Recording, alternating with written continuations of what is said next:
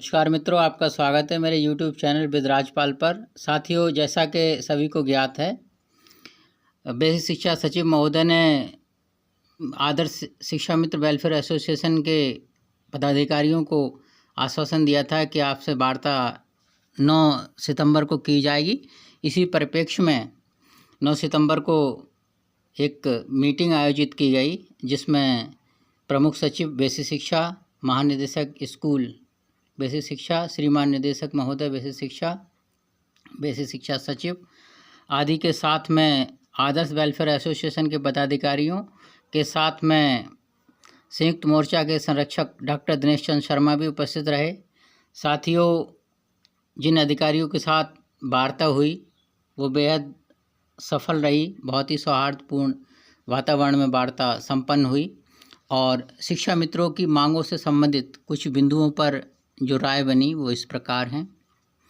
जैसा कि शिक्षा मित्रों की मांगें लंबे समय से लंबित हैं, करीब 7 साल से शिक्षा मित्रों की किसी भी मांग का निराकरण नहीं हो सका है और इसमें सबसे बड़ी समस्या शिक्षा मित्रों की नियमितीकरण को लेकर है, समस्याओं के स्थायी समाधान को लेकर है। तो पहले बिंदु पर इसी पर वार्ता हुई। शिक्षा मित्र संगठन के पदाधिकारियों ने नियमितीकरण की मांग की और जब तक नियमितीकरण ना हो तब तक समान कार्य के आधार पर समान वेतन की मांग की, जिस पर साथियों सहमति नहीं बन पाई। सिर्फ और सिर्फ मानदेय वृद्धि पर बात हुई कि मानदेय वृद्धि होगी, वो भी माननीय मुख्यमंत्री जी स्वयं इस संबंध में निर्णय लेंगे। इसके बाद दूसरा बिंदु आयुष्मान कार्ड था। आयुष्मान कार्ड के संबंध में वार्ता हुई। इसमें अधिकारियों ने कहा कि आप इस दायरे में नहीं आते, इसलिए शिक्षा मित्रों को आयुष्मान कार्ड का लाभ नहीं मिल पाएगा। और साथियों, इसमें मूल विद्यालयों को लेकर भी शिक्षा मित्र लंबे समय से परेशान हैं। आज भी जो 60, 70, 80 या 100 किलोमीटर दूर समायोजित हो गए हैं, वो शिक्षा मित्र आज भी उन्हीं विद्यालयों में विषम परिस्थितियों में अल्प मानदेय पर कार्य कर रहे हैं और ये भी बहुत बड़ी समस्या है शिक्षा मित्रों की।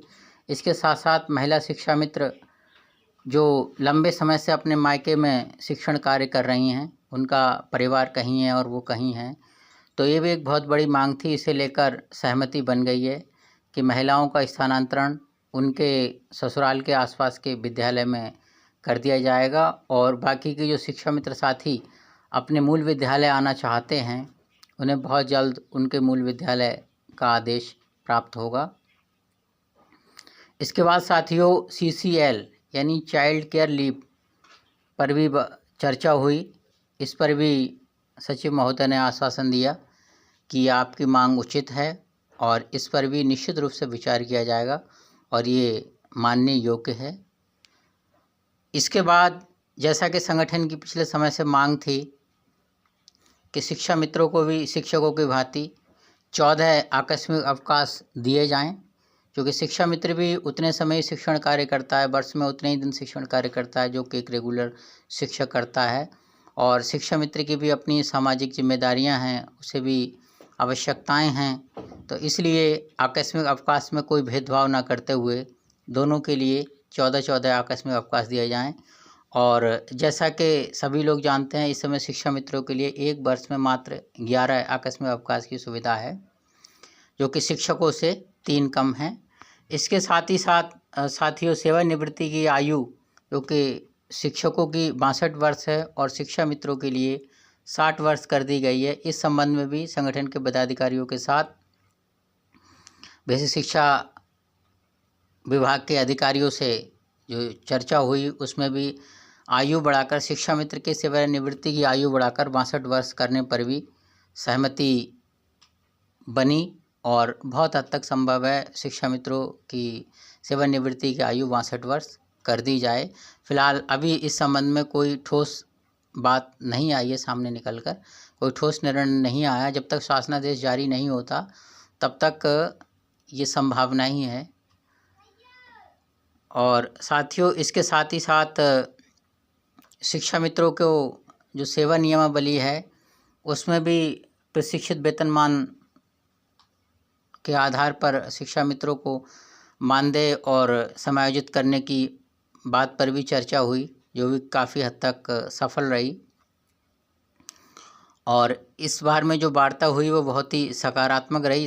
जैसा कि साथियों सभी लोग जानते हैं कि वार्ता अक्सर सकारात्मक ही रहती है, और पिछले 7 वर्षों से शिक्षा मित्र की किसी भी समस्या का समाधान नहीं हो पाया है। इसे लेकर शिक्षा मित्र बहुत ज़्यादा चिंतित हैं और चिंतित होने की बात भी है। लेकिन इस बार में ऐसा लग रहा है जो एक लंबे समय से संगठन और सरकार के बीच में जो एक गतिरोध बना हुआ था, वो गतिरोध दूर हटता हुआ दिखाई दे रहा है, और ऐसी उम्मीद की जा सकती है कि ये शिक्षा मित्रों की जो भी उचित मांगें हैं वो अवश्य मानी जाएंगी।